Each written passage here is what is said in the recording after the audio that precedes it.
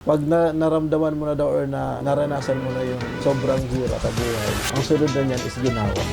Every brand has a story, Pagsukat ko ng sapatos, but this one started on the court, in the streets, and in the heart of the community.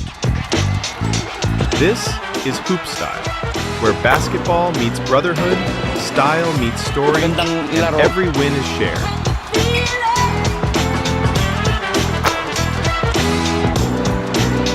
Welcome to The Movement Begins.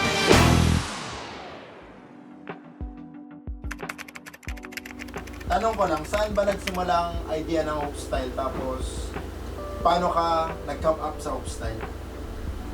so yun, nagsimula ang idea ng Hoop Style kasi based doon sa mga napapanood ko dati na meron din na pinapangalan natin na Hoop X doon sa YouTube channel nila. So parang naisip ko, sabi ko wala namang gumagawa nito dito sa Rinconada specifically. So why not kaya ako gawin ko dito sa atin, which is preferably dito sa Iriga. Kaya sabi ko, mas makikater nito yung mga local players, which is, yun nga, sinasabi ko, walang gumagawa na nagpe-feature dito ng mga local players, coaches, at kung ano pang regarding sa basketball. So doon ako na-inspire, kaya gumawa ako ng ganitong Hoop Style na pangalan. Siyempre, the past few years, nung una, may physical store ka na ba? O yun, yung unang taon ng Hoop Style is talagang totally wala. Kumbaga wala sa mindset ng Hoop Style na magkaroon ng physical store. Kasi ang objeto talaga ng Hoop Style from the beginning is mag-feature ng mga local players at the same time magturo ng libreng free basketball camp dito sa Iriga. So yun lang talaga yung nasa mindset ko noon. Wala yung ganitong katulad na magkaroon ng isang physical shop. Ano yung mga failure na naranasan mo bago ka nag-come up sa ganitong sitwasyon? So yun, yung pinakaunang mga failure siguro nun is syempre, yun, sa simula pa lang. Kung kumbaga, paano mo sisimulan? Doon pa lang kasi nasa questionable part ka na kung sakali kung paano mo sisimulan at ilalabas nga yung pangalan na Hoop Style. Kasi regarding nga dito na mag-feature tayo ng mga local players, sino ba yung unang i-interviewin ng Hoop Style para may content? So yun yung unang failure kasi kahit pa paano mahirap mag-decide kung sino yung sisimulan. At the same time, yung kumbaga kakulangan sa kagamitan. Kasi dati nun, ang gamit ko lang nun is yung, kung naalala ko, is yung Fujifilm na X820. So yun lang yun. At the same time, walang ano yun, katulad ito, mga wireless na mic, hindi yun pwede. Kung baka talaga ang ginagamit ko talaga noon is yung mayroong mahabang lapel mic pa. So doon pa lang masabi ko na failure yun kasi imbes na makapaglabas ka ng magandang quality ng video, hindi kasi yun nga, una is kulang ka sa gamit. So kaya nasabi kong failure yun. So at the same time pa din, yung based sa mga experience ko na talagang habang nagtatrabaho ka and then pinupursu mo yung mga ganitong mga pagkakataon. So kumbaga, napaka-challenging yun. Paano nag-start yung Hoop Style magka-shop? So yun, nagsimula ang Hoop Style na magkaroon ng shop. Yun na nga, little by little, nagsimula sa isa, naging 3. So nung may naniniwala na, meron na akong on hand na 6. So naalala ko doon, kausuhan pa nun ng Lebron 20 na time machine eh. Yun yung pinakamabenta. Siguro yun yung isang nakatulong sa akin na sapatos para madagdagan ng stocks. And then, naalala ko nun, kaya ako nagkaroon ng shop, is pumunta ako ng sentro kasi normal, technician, itong Jomar Cellphone Repair Shop, kaibigan ko din.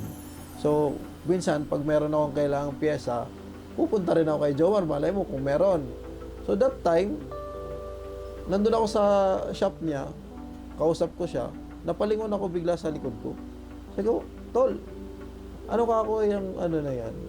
Sarado na yan. Sabi niya naman sa akin, oo nga Tol, matagal na yan sarado. Ano ka ako yan dati? Ano nga yan dati nga, milk tea shop? So, sabi ko, okay, pag ako yan nagsara. Siguro nga Tol, mga ano na nga yan, mga 3 buwan na. Sabi ko, sino may-ari ka ako Tol ng pwesto na yan? Yung nasa taas niya yan. Tapos, estimate mo ako Tol, magkano yung renta dito? Ay, yun lang yato lang hindi ko alam. So, yun naman sabi sa akin ni Jomar. Sabi ko, magtatanong na nga lang ako sa may-ari. So yun na, fast track natin na kinausap ko yung may-ari. The first time na nakausap ko yung may-ari nitong store na to, or nitong pwesto na to, ano muna siya, sabi siya kung magkano yung previous na renta ng dating nag-uupa dito. Siyempre, ang mangyayari nun, mas tataasan yun. Kung halimbawa, for example, ang renta is 8,000, yung succeeding na magre-renta is baka sasabihin mga 10,000. So, yun yung nangyari.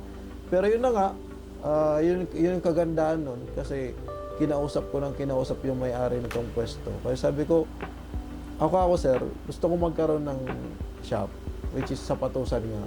Pero yun yung isang tinatak ko din sa kanya. Sabi ko, sir, baka pwede ka ako mas bababaan yung worth ng renta.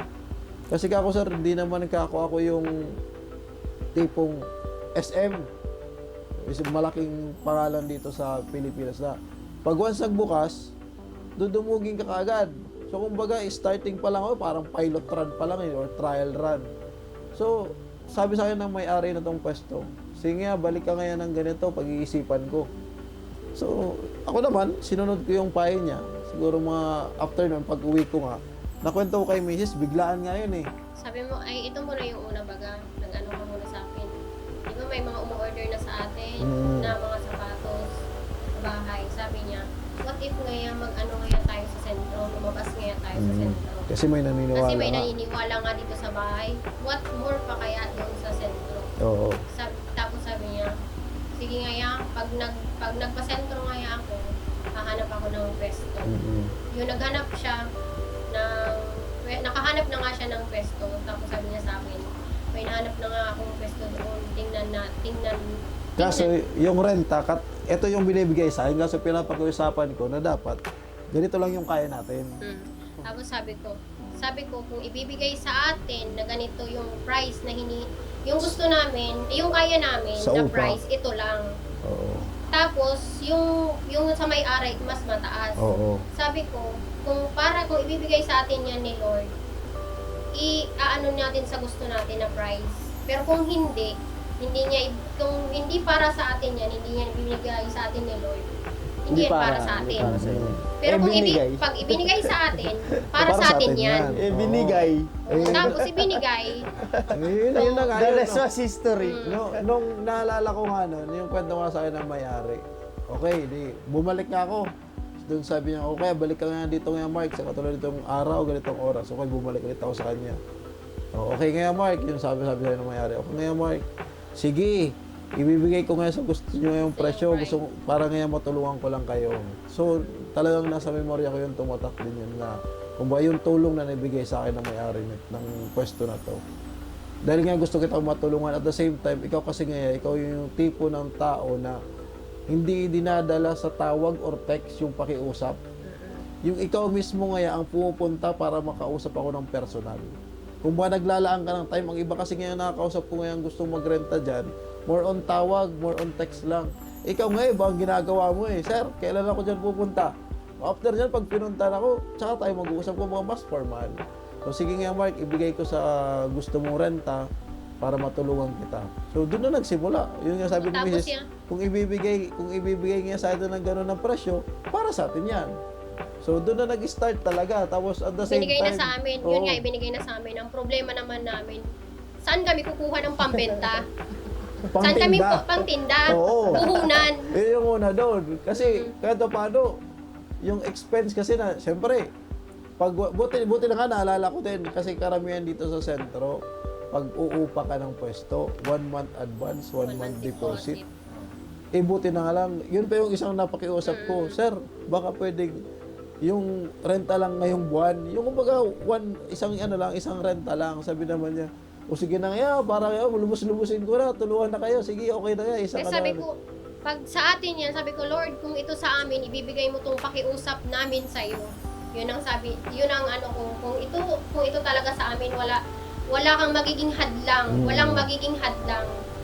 Yun nga, ibinigay sa amin, yung yung problema naman namin, paano kami kukuha ng Paninda. paninda? Saan kami kukuha ng puhunan? Kasi walang trabaho eh. So, Nakuha na namin yung rerentahan, pero yung pantinda, wala. wala namang ititinda. Mm-mm. So, meron din kami doon mga nilapitan ng mga kakilala. Yan na nga. So, yun nga yung unang question kasi doon. Kasi syempre, kahit paano maniniwala sa'yo na wala namang nakikita? So, kumbaga, nandun yung, ikaw, yung vision mo, kasi wala kang wala kang pera, wala kang kapital dun sa naiisip mo. Pero yung urgeness mo na talaga na gusto mong i-push through to, nandun. Kasi alam mo, ano mo to eh, passion mo to eh. Kasi ever since naman talaga, kahit nung nung nasa kanila mama pa ako, kumbaga, nung wala pa akong asawa, mahilig talaga ako sapatos. Kasi every now and then, kada baon dating si Papa noon, talagang, oh boy, ano gusto mo yung sapatos? Sabi ko, ito ka ako gusto, ganyan. So talagang, ever since talaga noon, noted ako na mahilig sapatos. So, siguro, yun yung nag-drive through din sa akin. Tapos yun, until such time na may naipon din siya kahit paano, may naitago pala, sinugal niya. Sabi niya, kung saan ka ngayon kumuha niyan? Saan ngayon galing? Sabi niya sa akin, ipon. Pero yung ipon na yun, not enough pa rin para makabili kami ng Madaming stocks. Oo. Tapos yun sabi niya, sige na nga, ikaw na nga yung bahala dyan. So, bakit ako? Sige, ikaw nga yung malakas dyan. Ikaw nga yung malakas dyan. Tapos isip ako kung saan ako kasi ako ngayon wala akong alam na mahihiraman o makukunan. Kasi ang mahirap kasi talaga doon yung jump start talaga, yung kapital na pinakauna. Kasi siguro the succeeding, yun na nga, meron nang naniniwala, may nagpahiram at the same time. So, doon na, pero yung pinakauna talaga, kasi naalala ko noon, nung yung kapital namin is, ilan nga yun? 12 pieces lang na pair. Hindi, 17 yun. So, dumating sa amin, nakuha na namin yung pwesto. 17 pairs. Yung na-order ko doon sa naipon ni Mrs. na pera, yung nakayanan lang is 17 pairs. Then, deliver na. Unang deliver na malaki-laki yung box doon sa apartment. Siyempre, natutuwa ka sa'yo. Saya-saya. Pero Iba yung feeling. Iba yung feeling ko. Meron na ako. So, habang ito naman, kumbaga, yung pera kasing ipon niya, sinubdivide namin kasi kailangan namin ng paninda. Kasi naalala ko yung paninda namin, yung show bag namin, isang peraso. Yung medyas, sabi natin, hindi nga 10 ata yun. So, yun talaga nag-focus kami sa sapatos para may makita. So, yung isa pa doon, normal, uupa ka ng pwesto, magpaparenovate ka. So, yun, mabuti na lang, yung napasukan namin is talagang konti na lang yung nirepair namin, kahit pa paano. So, kasi yun nga, expense sa labor, expense sa materyales. So, talagang binudget talaga namin kung paano yung galawin. So, kahit simple lang muna kasi nung pagsimula namin dito, itong flooring na nakita nyo dito, hindi yan katulad yan. Kumbaga, kung ano yung pagpasok mo na kulay gray na something pininturan na lang na parang mga tuklap-tuklap na yung pintura. Okay na yun. Ang ginagawa ko na lang, pag medyo madumi na, map lang ako ng map para kahit o paano, hindi naman nakakahiya sa mga customer. And then, ang sunod nun, tapos nun, open pa. Wala pang, yung salamin na yan na pinto, walang aircon, talagang electric fan na literal lang.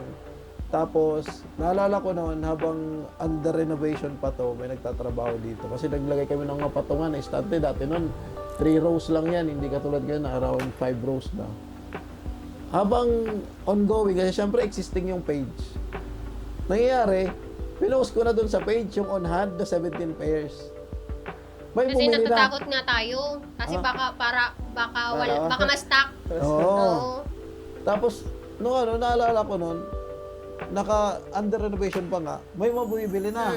So, may bumili na. Yun nga, sila RC, nandun na, bumibili na agad. So, until such time na opening na, which is June 28, 2023.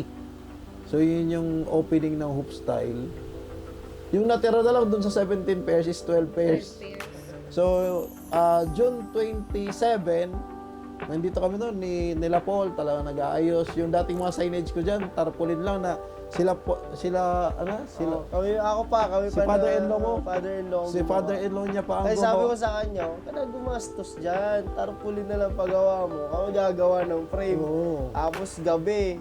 Kami para kaming kakabit kami talaga ng kasi Full support. Preparation. Oo, Yung kasi preparation. kinabukasan mag-open siya. Sabi niya, kailangan natin makabit. Saka kami nagbabarena, kami lahat. Ano lang talaga, hard work lang. Yung Tulungan lang puhunan. talaga, tulungan lang. Although may puhunan sila na mag-asawa para doon sa mga Pero mga hindi sapat talaga. pero hindi sapat. Pero yun lang, sabi ko lang din kay Mark na tsagaan mo lang. Hindi mo mapapansin, baka puno na yan. Hindi, naalala ko nga nun, yun nga, sinasabi ko, 12 pairs. Para sa suggestion nga ni Paul, sabi namin, display ko yung 12 pairs. Tapos labas kami. Tapos tinignan namin yung display para ang konti. Suggest naman ni Paul, nasaan nga yung kabila ngayon yan? Sabi ko, nandun ka ako sa box. Ilabas mo, i-display mo din. So, ang ginawa namin, di ba, left. Minsan sa shoe store kasi, nakalabas lang isang Oo, minsan yung left kabila lang. lang. Kung saan mo siya gustong paharap, di ba? Asan yung yung isang, bakit? Di pa padagdag ng pag tinignan mo sa labas, ang daming display, pero, di ba, 12 times to mo kasi dalawa di ba, left and right, di ba? Hindi mo siya itatabi. Hindi Ang gagawin mo, magkahiwalay. Magkahiwalay siya. Oo, Oo, para madami siyang magkahiwalay. tingnan. Kasi pag tinignan mo lang sa labas, kasi wala, open talaga yan. Open Pag yan. yan. Tapos, kasi talaga mainit talaga dito. Mainit. So, pag tinignan mo sa labas, sabi ko, wala, parang patay tayo dyan. Sabi ko, ganyan. Labas mo na yung isa. Wag mo pagtabihin yung magkapareho. Iwa-iwalayin mo para magmukhang marami. Hindi, yung display nga namin doon, hindi katulad nito na Hindi, dyan, na ano lang magkakatabi. Talaga magkakalayo. Magkakalayo Akala mo yan. magkakaaway. Magkakatabi. Para mas expand lang pag tingnan. Before na ma-renovate pa ng ganito na talaga, may isa pa siyang ditong parang shelf. Oh, yung stand Sabi dito. ko, ang ilagay mo dyan, yung hype na sapatos. Tatlo. Para yun ang para yun ang bupang-bunga, Eye-catching. ang eye-catching. Kasi yun nga, sabi ko, din, I'm a marketing graduate din, sabi ko sa kanya. Yan ang ginagawa pag ang ilabas mo, yung talagang hindi muna titingnan yung iba, yun muna, sabi ko. So yun ang ginawa namin dito. So yung talagang sabing hard work lang sa manpower, kayo lang din. Kasi unang-una, ako lang, nagtitiwala naman ako sa kanya. Sabi ko, wag kang mag-alala. Tsaka siguro, Hindi magtatagal, dadami din. tsaka siguro yung para sa akin, yung isa pa doon na na-experience ko nung startup ng opening. So, which is narinig din yun ng misis. So, syempre, ang expectation natin sa karamihan ng nag-o-opening is bongga. Bongga, may ribbon Maganda. cutting. may bongga, may ribbon cutting, May palitsyon. may pakain. So, ganun Maraming nangyayari. i-display. Kami wala. Walang gano'n. Wala kang balloons eh. Kasi magbaballoons ka pa, wala namang pera. So, talagang simpleng may music ka lang dyan. Kahit paano, pag may dumadaan na tao, mapapalingon, ay, meron na pala ganyan. Pero, yun yung pinaka-isa din sa difficult times din ng Hope Style, which is, may pumasok May dito, pumasok. babae yun, naalala ko babae. eh. So pagpasok, siyempre ang expectation ng tao, Madami opening, talaga. madami. Oo, madami. So pagpasok, unang niya agad, yung reaction. Ay, Kapag ganyan, ay, ang dami. ang dami. So, napaganyan talaga siya, yung, yung pwesto niya. Sabi ko naman, parang criticism sa amin yun. Kahit paano, nasabi ko yun, ay nasabi naman siguro yun, siguro na-upset din siya. Kaya siyempre, ito lang ata ang nag-opening na katulad lang yan ang display ah. So sa amin naman na nag-grind talaga na hindi naman kami mayaman. Kumbaga super talaga kumbaga From yun. scratch. Yung nag-drive tour talaga sa akin nun is yung talagang passion ko din na pero siguro kung din yun kumbaga isa din yun sa naging guide din sa akin kasi sabi ko sooner or later babalik ka dito. Pag bumalik ka. Hindi na katulad ng dati. So, yun Parang iba rin inisip yung ko. impact din sa atin nung Oo. narinig natin yung, ay, ang dami. Ang dami. Parang So, iba yung pakiramdam Sarcastic baga. eh, no? sabi ko kay Wiz, sabi ko, hayaan mo na. Sabi ko, darating din ka ako yung panahon. Hindi na yung katulad na. Which is, ngayon, nangyayari na nga. Sabi ko nga, nung dati 3 rows lang, ngayon nagpadagdag pa ng 2. Sa kabila din, dati yung tig-isa lang, pinatanggal ko na yung partition dyan para isang pahaba na. Sabi ko, dati ang problema ko pan-display. Ngayon ang problema ko na, di-display yan. So yun yung ano doon, yun yung isang point doon. So which is, doon mo makikita na kahit paano, little by little, nag-i-improve ka. Masasabi mo sa sarili mo na may improvements ka. Tsaka yung mga sinabi, yung mga bato sa'yo, parang ginawa naming strength. Motivation. Na kahit paano naman, kumbaga, yun nga, kasi naalala ko din pala nun, ano ko lang din. Opening namin ng June 28, so gusto ko lang din i-mention tong tao na to. Opening namin ng June 28, papunta pa lang kaming shop, kasi syempre, ito pa, excited kami mag-asawa eh. Syempre, may mga palihing tinatawag yan, so which is ginagawa ni Mrs. So, yun naman, parating pa lang, paalis pa lang kami sa bahay, pala na ang chat, Kuya, anong oras nga kayo magbubukas? Bibili nga ako ng sapatos. So yun agad yung unang bumili, which is taga San Isidro din, which is si Eser na padre ko. Sabi ko, Eser, maganda ka pala kung buena manos ng negosyo. So yun lang naman, kumbaga the rest is experience talaga regarding sa shop na to. Kumbaga the rest is history. So hindi naman to talaga regarding na ang point dito is ano na ba yung narating mo. Kumbaga, bakit? Ano ka ba dito? Ganyan pa lang naman ang tindahan mo, ang liit nga eh. So, Wala ka pang ang bahay, sabi mo. Oo, yun nga, wala pa kami sariling bahay. Sabi ko naman, siguro ka ako, everything will follow. On the right place, on the right time. Pag binigay na. No, at the same time ka ako, wag mo madali. Kasi ka ako, kung para sa iyo nga talaga yan, katulad nung dati, bibigyan sa iyo sa tamang panahon. Kasi sabi nga, may nakapagsabi nga, di ba? Na naalala ko yung sabi sa iyo na pag naramdaman mo na daw or naranasan mo na yung sobrang hirap sa buhay, ang sunod na niyan is ginhawa. So which is, kahit pa paano, hindi naman kami sobrang ginhawa, pero compare sa dati, mas mabuti na kaysa ngayon. So, bilang merong part si Coach Paul dito sa Hope Style, paano ka na-push niya na ipagpatuloy yung Hope Style? Kaya ako na-push ni Coach Paul doon is, yun nga, nung maglalabas pa lang ng content, kinausap ko siya. Sabi ko, Coach Paul, gusto ko ako ng ganitong content which is parang Hoop X basketball sa Maynila. So why not ka ako, gumawa din ako dito locally, dito sa specific sa Rinconada. So yun, kinausap ko siya, yun nga, advice niya sa akin, hindi mo yan magagawa kung hindi mo sisimulan. Kasi ang kailangan mo, kung gusto mong masimulan yan, ilabas mo na. Kumbaga, yun yung jump start mo doon eh. Kumbaga, hindi mo mai-ignite yung spark pag hindi mo talaga i-push through na kumbaga ano mo doon sa pinaka-matches niya. So, yun yung sa akin, nag-push kay Coach Paul na kumbaga matulungan din ako and also ma-push through kung ano yung mga nasa isip ko. Kasi ang dami noon, nung part na yun, ang dami kong gustong iniisip na kumbaga wide na idea. Pero yun nga, yung question doon, paano ko sisimulan? So, yun, dahil kay Coach Paul, nandun siya, nag-advise sa akin. So, bilang asawa at partner ni Miss Alma, anong naging role niya nung mga panahon na parang gusto mo nang itumba or gusto mo nang tapusin yung Hoop Style? Nung mga panahon na yun, kay Mrs. naman, sa part ni Mrs. is, masasabi ko lang, naging role niya sa akin nung part na yon, nung time na yon is kumbaga nandun naman siya lagi. Kahit sabihin natin na nung time na lalo na nung ginagrind ko yung Hoop Style, nung time na yon, masasabi ko wala akong trabaho noon. So kumbaga yung support niya nandun pa rin. Ang support niya ever since naman hindi pa sportswear to. Kumbaga yung Hoop Style TV pa lang na pangalan. Kasi nagsimula ito Hoop Style TV talaga. So kumbaga nandun na kung ano man yung gustuin ko, ano naisip kong idea, nandun siya nakasuporta. Kahit sabihin natin na yung mga trabaho sa bahay siya na gumagawa. Kasi nung time din na yun, ang pagkakaalala ko is bagong manak lang din siya nung pangalawang anak namin. So kumbaga yung grind niya din dun sa bahay, nakikita ko din para lang matulungan din ako ma-push through ko din yung Hoop Style.